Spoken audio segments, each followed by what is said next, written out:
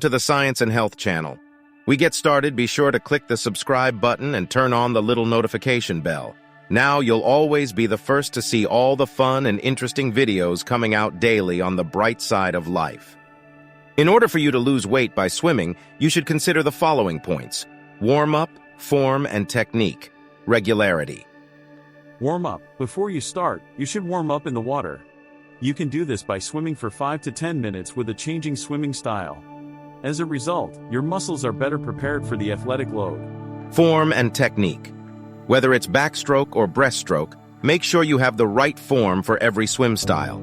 This is the only way to ensure that you don't hurt yourself on the one hand and that all important muscles are used on the other. This is how they are built up and trained, which means that you have more muscle mass in your body. More muscle mass means you burn more calories. Regularity. In order for swimming to be good for losing weight, you need to exercise regularly. A swimming session should last at least 30 minutes.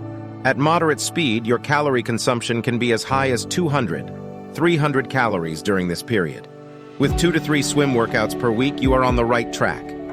Always make sure that you listen to your body and don't overwhelm it.